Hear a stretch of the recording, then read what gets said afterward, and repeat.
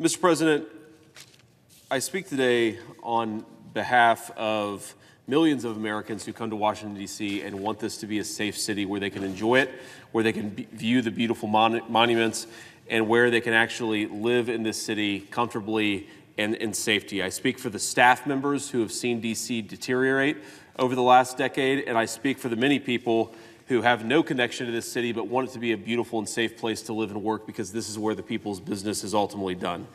A very simple problem that we have, which is the D.C. violent crime rate and the nonviolent crime rate has gone up way too quickly, in part because the D.C. City Council has passed a number of statutes and a number of laws that make it harder for police officers to do their job.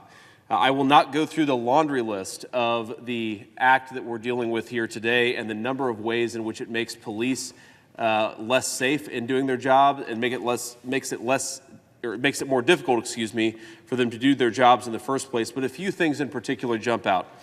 First of all, the law that we're trying to undo bans or severely restricts ordinary law enforcement practices, including the use of riot gear to disperse violent crowds.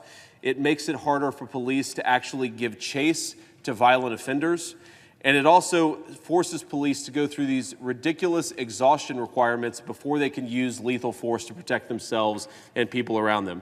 This is why a number of DC police officers and organizations don't agree with this act.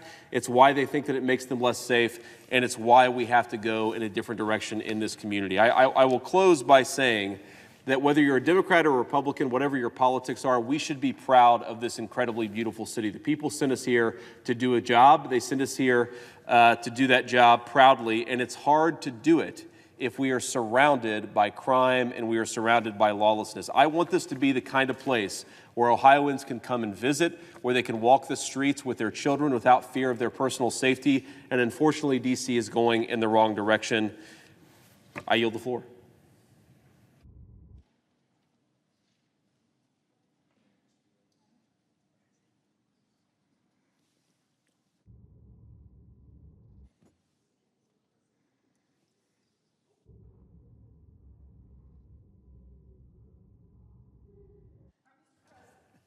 Senator from Massachusetts. I ask consent scheduled vote commence immediately. Is there objection? No objection. Without objection.